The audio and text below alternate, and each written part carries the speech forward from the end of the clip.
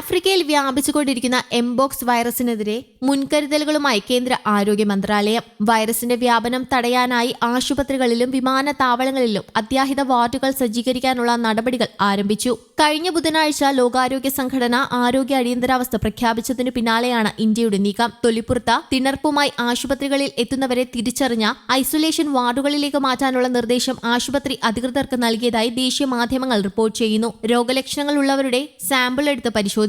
മുൻകരുതൽ മാർഗങ്ങൾ സ്വീകരിക്കാൻ വിമാനത്താവളങ്ങൾക്കും നിർദ്ദേശമുണ്ട്. ഇന്ത്യയിൽ ഇതുവരെ എംബോക്സിന്റെ പുതിയ വകഭേദം റിപ്പോർട്ട് ചെയ്തിട്ടില്ല. ആഫ്രിക്കയിലെ വൈറസ് വ്യാപനത്തിന് ശേഷം സ്വീഡനിലാണ് ആദ്യ കേസ് റിപ്പോർട്ട് ചെയ്തത്. ജൂൺ 2022 മുതൽ മെയ് 2023 വരെ 30 എംബോക്സ് കേസുകളാണ് റിപ്പോർട്ട് ചെയ്തത്. നിലവിലെ വ്യാപനത്തിന് കാരണമായിട്ടുള്ള പുതിയ വകഭേദം ദ്രുതഗതിയിലാണ് പടരുന്നതെന്നാണ് റിപ്പോർട്ടുകൾ. പുതിയ വകഭേദം ആഫ്രിക്കയിൽ ഉൾപ്പെടെയുള്ള സ്ഥലങ്ങളിലെ രോഗവ്യാപനത്തിനു പിന്നിൽ കാരണമായിട്ടുണ്ട്. 2022 രോഗവ്യാപനത്തിന് കാരണമായിരുന്നത് മറ്റൊരു വകഭേദമാണ്. അന്ന് 116 രാജ്യങ്ങളിൽ നിന്നായി 1,00,000 പേരെയാണ് രോഗം ബാധിച്ചത്. മരണപ്പെട്ടത് 200 പേരും. ഇന്ത്യയിൽ 27 പേർ രോഗബാധിതരാവുകയും ഒരാൾ മരിക്കുകയും ചെയ്തിരുന്നു. മുമ്പത്തെ വകഭേദത്തെ അപേക്ഷിച്ച് തീവ്ര വ്യാപനശേഷിയാണ് പുതിയ വകഭേദത്തിനുള്ളത് എന്ന് വിദഗ്ധർ പറയുന്നു. മൃഗങ്ങളിൽ നിന്ന് മനുഷ്യരിലേക്ക് വൈറസ് വഴി പകരുന്ന ഒരു രോഗമാണ് എംപോക്സ്. തീവ്രത കുറവാണ് എങ്കിലും 1980കളിൽ ലോകമെമ്പാടും ഉന്മൂലനം ചെയ്യപ്പെട്ടതായി പ്രഖ്യാപിക്കപ്പെട്ട ഓർത്തോപോക്സ് വൈറസ് അണുബാധയായ വസൂരിയുടെ ലക്ഷണങ്ങളുമായി എംപോക്സിന്റെ ലക്ഷണങ്ങൾക്ക് സാദൃശ്യമുണ്ട്.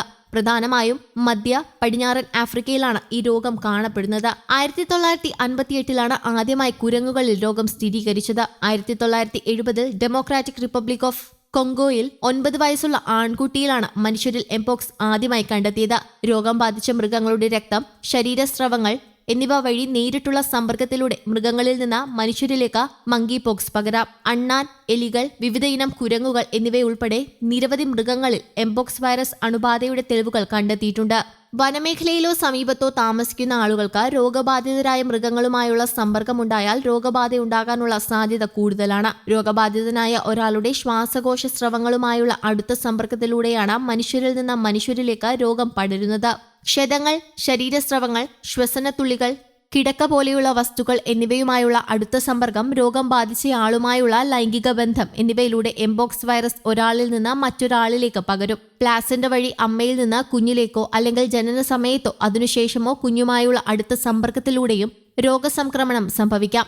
ലോകമെമ്പാടും വസൂരിക്കുള്ള വാക്സിനേഷൻ നിർത്തലാക്കിയതിനാൽ പൊതുജനങ്ങളിൽ വസൂരിക്കെതിരെയുള്ള പ്രതിരോധശേഷി കുറയ്ക്കുന്നതിന്റെയും എംപോക്സിനെതിരെയുള്ള പ്രതിരോധശേഷി കുറയ്ക്കുന്നതിനും കാരണമായേക്കാം. സാധാരണഗതിയിൽ എംപോക്സിന്റെ ഇൻക്യുബേഷൻ കാലയളവ് 6 മുതൽ 13 ദിവസം വരെയാണ്. എന്നാൽ ചില സമയത്ത് ഇത് 5 മുതൽ 21 ദിവസം വരെയാകാം. 2 മുതൽ 4 ആഴ്ച വരെ ലക്ഷണങ്ങൾ നീണ്ടു നിൽക്കാറുണ്ട്. മരണനിരക്ക് പൊതുവെ കുറവാണ്. പനി, തീവ്രമായ തലവേദന, കഴലവീക്കം, നടുവേദന, പേശിവേദന, ഊർജ്ജക്കുറവ് എന്നിവയാണ് പ്രാരംഭ ലക്ഷണങ്ങൾ. പനി വന്ന 13 ദിവസത്തിനുള്ളിൽ ദേഹത്ത് കുമിളകൾ പ്രത്യക്ഷപ്പെടാൻ തുടങ്ങുന്നു. മുഖത്തും കൈകാലുകളിലുമാണ് കൂടുതൽ കുമിളകൾ കാണപ്പെടുന്നത്. ഇതിനു പുറമെ കൈപ്പത്തി, ജനനേന്ദ്രിയം, കൺജക്റ്റീവ, കോർണിയ എന്നീ ശരീരഭാഗങ്ങളിലും ഇവ കാണപ്പെടുന്നു. News desk, Kerala Kaumudi.